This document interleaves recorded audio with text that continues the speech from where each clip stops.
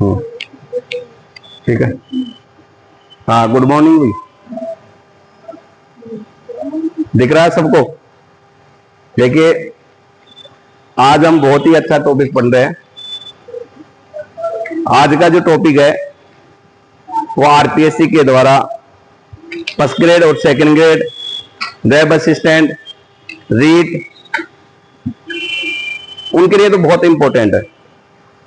यदि आप web assistant की तैयारी कर रहे हैं तो इस टॉपिक में से प्रश्न निश्चित आएगा, क्योंकि कॉम्पिटेटिव टाइप जो प्रश्न बनते हैं, आरपीएससी जिन टॉपिक पर विशेष प्रश्न बना रही है, पिछले यदि हम पेपर्स देखते हैं तो उनमें सेकंड ग्रेड और फर्स्ट ग्रेड के जो पेपर हुए हैं उनमें इस टॉपिक में से जो प्रश्न आए हैं उन्हीं के अनुसार मैं ये वादा कर सकता हूं कि आपकी जो आगे जो एग्जाम होगी उनमें इस टॉपिक में से जरूर प्रश्न आएगा। चाहे आप फर्स्ट ग्रेड की तैयारी कर रहे हैं, चाहे सेकंड ग्रेड की कर रहे हैं। सेकंड ग्रेड में तो आता ही है, वेब असिस्टेंट वालों के लिए तो बहुत ही महत्वपूर्ण है। टॉपिक क्या है? वातार्ग। देखिए, वातार्ग के बारे में जो क्वेश्चन पूछा जाता है, वातार्ग को इंग्लिश में फॉन्ट कहते हैं।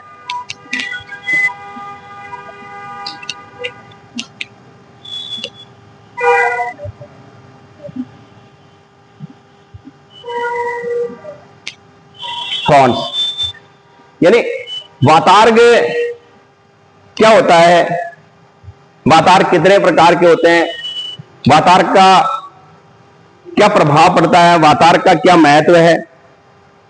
सबसे पहले तो हम वातार्ग का डेफिनेशन देखते हैं। देखिए, वातार्ग का जो डेफिनेशन है, जब दो भिन्न स्वभाव की वायु राशियां जब आपस में मिलती हैं, वायु राशि दो प्रकार की होती है। यदि स्वभाव की बात करें, एक गर्म वायु राशि यानी एक गर्म वायु या पवन कह दो, और दूसरी होती है ठंडी वायु। जब दो भिन्न स्वभाव की वायु राशियां यानी गर्म वायु और ठंडी वायु आपस में मिलती है यानी टकराती है, दोनों की दिशा विपरीत है। जब ये गर्म वायु राशि इस दिशा से आ रही है और ठंडी वायु राशि इस दिशा से आ रही है, तो जिस स्थान पे आपस में ये टकराएंगी उस स्थान के मध्य की जो सीमा क्षेत्र है, सीमा क्षेत्र, उस सीमा क्षेत्र को वातार्ग कहते हैं। यानी डेफिनेशन क्या हुआ? डेफिनेशन की यदि हम बात करें तो वातार्ग का डेफिनेशन दो भिन्न स्वभाव की वायु राशियां यानी गर्म और ठंडी वायु जिस स्थान या उस क्षेत्र के मध्य जहां आपस में टकराती है, मिलती है, उसके मध्य सीमा क्षेत्र को वातार्ग कहते हैं। यानी उसका जो मध्य सीमा क्षेत्र है, जैसे मानिए ये क्षेत्र जो है, ये ठंडी वायु है, ये गर्म वायु है, इसके मध्य जो सीमा क्षेत्र है, इसी को क्या कहते हैं? वातार्ग कहते हैं। वातार्ग एक यानी परिस्थिति है। वातार्ग गर्म और ठंडी हवा के आपस में टकराने से बनता है। वातार्ग के बनने से बादल बनते हैं, वातार्ग के बनने से वर्षा होती है, वातार्ग के बनने से चक्रवात उत्पन्न होते हैं। इस वजह से वातार्ग एक परिस्थिति है, वातार्ग एक प्रक्रिया है जो धरातल पर बनती है, जिनका वायुमंडल से भी संपर्क होता है। प्रकार की यदि हम बात करते हैं तो वातार्ग 4 प्रकार के होते हैं। इनमें से क्वेश्चन आएगा। वातार्ग के प्रकार: शीत वातार्ग,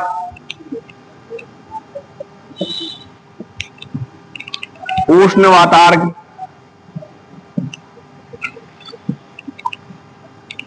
अचर वातार्ग, और अधिविष्ट वातार्ग।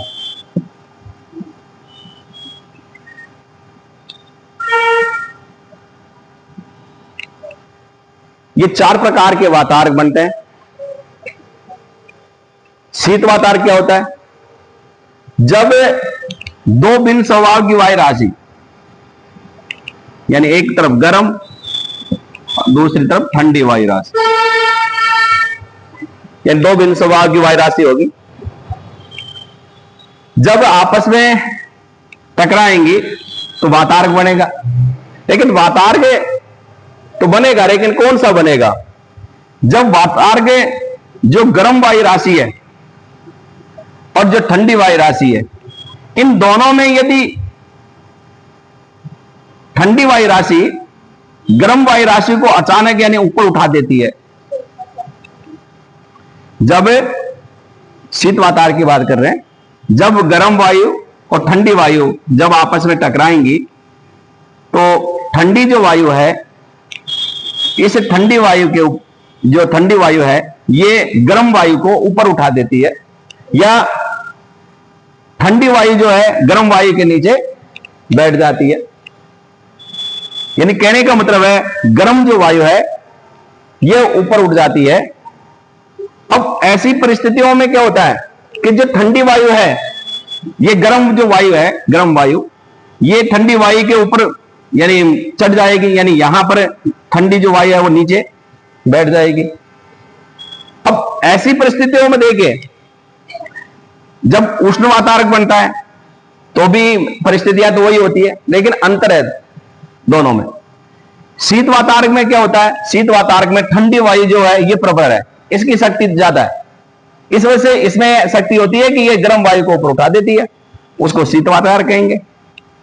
उष्ण वातार्क में क्या होता है कि जब गर्म वायु है ये प्रबल है, ठंडी वायु के ऊपर चढ़ जाएगी, इसके ऊपर चढ़ जाएगी, यहां ताकतवर गर्म वायु है, इस वजह से ऐसा जो वातार्क बनेगा उसे उष्ण वातार्क कहेंगे। जब दोनों आपस में टकराएं, न तो गर्म वायु ठंडी वायु के ऊपर चढ़े और ना ही ठंडी वायु गर्म वायु को ऊपर उठाए, और दोनों यानी दोनों बराबर रहे, कहने का मतलब परिस्थितियां दोनों समान रहे, कोई भी यानी किसी प्रकार की कोई घटना नहीं हो रही है, यानी वहां एकदम शांत क्षेत्र होता है, ऐसे वातार्क को अचर वातार्क कहते हैं। जब गर्म और ठंडी वायु आपस में टकरा रही है और टकराने से न तो गर्म वायु ऊपर उठ रही है, न ठंडी वायु नीचे यानी नीचे दब रही है उसके नीचे, यानी किसी प्रकार की कोई परिस्थिति नहीं होती, इस प्रकार के वातार्क को अचर वातार्क कहते हैं। अधिविष्ट वातार्क में क्या होता है? अधिविष्ट वातार्क जब गर्म और ठंडी वायु आपस में टकराती है, इसमें गर्म जो वायु है ये ठंडी वायु से जब टकराती है तो गर्म वायु अचानक ऊपर उठ जाती है ठंडी वायु से टकराने के बाद, और ऊपर उठने के बाद बादल बनते हैं, बादल बन के वर्षा होती है, यानी अचानक गर्म वायु ऊपर उठ जाती है, ऐसे वातार्क को अधिविष्ट वातार्क कहते हैं। यानी सब दो भिन्न स्वभाव की वायु राशियों से बनने वाली परिस्थितियां हैं, चाहे शीत वातार्क हो, चाहे उष्ण वातार्क हो, चाहे अचर वातार्क हो या अधिविष्ट वातार्क। इस वजह से वातार्क 4 प्रकार के होते हैं और इनके जो नाम है वो आप उस वायु की परिस्थितियों के अनुसार आप समझ सकते हैं। शीत वातार्क में ठंडी वायु प्रबल होती है, उष्ण वातार्क में गर्म वायु प्रबल होती है, अचर वातार्क में दोनों बराबर होती है, और अधिविष्ट वातार्क की बात करें तो यहां गर्म वायु इतनी प्रबल होती है कि वो अचानक ऊपर उठ जाती है। इस प्रकार से शीत वातार्क, उष्ण वातार्क, अचर वातार्क और अधिविष्ट वातार्क, ये 4 प्रकार के वातार्क बनते हैं। वातार्क चक्रवातों के लिए बहुत महत्वपूर्ण होते हैं। वातार्क वर्षा कराने में महत्वपूर्ण होते हैं। वातार्क से जब चक्रवात आते हैं तो चक्रवात के आने की जो सूचना है, सूर्य और चंद्रमा इनके चारों ओर प्रभामंडल बन जाता है, इससे चक्रवात के आने की सूचना होती है। इस वजह से वातार्क बहुत महत्वपूर्ण है। तो ये आपका जो वातार्क जो टॉपिक था, यानी वायु राशियों वायुओं से संबंधित है। इसके बाद आप चक्रवातों के बारे में पढ़ेंगे। चक्रवात दो प्रकार के होते हैं, यानी उष्णकटिबंधीय चक्रवात और शीतोष्णकटिबंधीय चक्रवात। उष्णकटिबंधीय चक्रवात कैसे बनते हैं, शीतोष्णकटिबंधीय चक्रवात कैसे बनते हैं। देखिए चक्रवात के बारे में, क्योंकि इससे आगे जो नेक्स्ट टॉपिक है आपका चक्रवात का है। चक्रवात किसे कहते हैं, चक्रवात का डेफिनेशन क्या है। देखो यहां चक्र यानी चक्कर और वात यानी हवा। जब हवा ऐसे चक्कर काटती है तो उसे क्या कहते हैं, चक्कर। क्या कहते हैं, चक्रवात कहते हैं। अब हवा चक्कर काटने का कारण तो होगा भाई, हवा जो चक्कर काट रही है उसका कारण तो होगा। हवा चक्कर क्यों काट रही है, हवा जो चक्कर काट रही है उसके लिए मैंने बताया था अभी वो सूत्र कि वायुदाब, वायुदाब का मेन यानी प्रभाव है। वायुदाब से पवनें चलती हैं, सीधा सीधा समझिए। अब यहां हवा यदि चक्कर काट रही है, घूम रही है, इसका मतलब कोई ना कोई कारण वायुदाब का है। और वायुदाब किससे प्रभावित है, तापमान से। तो मेन तो कारण क्या हो गया, तापमान। चक्रवात जो होते हैं इनके केंद्र में, इनका जो केंद्र होता है उसमें न्यून वायुदाब होता है और बाहर की ओर होता है उच्च वायुदाब। इस वजह से हवाएं उच्च वायुदाब से न्यून वायुदाब की ओर चक्र के रूप में चलती हैं। पिछला एक टॉपिक आया था जिसमें मैंने समझाया था कि चक्रवात उत्तरी गोलार्ध और दक्षिण गोलार्ध में इनके जो हवाओं के चलने की जो दिशा है वो भी समान नहीं होती है। उत्तरी गोलार्ध में चक्रवातों में जो पवनों की दिशा होती है वो एंटी क्लॉकवाइज होती है और दक्षिणी गोलार्ध में क्लॉकवाइज होती है। इस वजह से चक्रवात जो है यानी बहुत महत्वपूर्ण टॉपिक है। चक्रवात यानी जब हवाएं उच्च वायुदाब से निम्न वायुदाब यानी केंद्र की ओर, बाहर उच्च वायुदाब और केंद्र में न्यून वायुदाब हो, और वो एक चक्र के रूप में घूमती हुई जब केंद्र की ओर चलती है, जैसे चक्रवात की आंख कहते हैं, इसे चक्षु कहते हैं भाई, चक्षु यानी चक्रवात की आंख।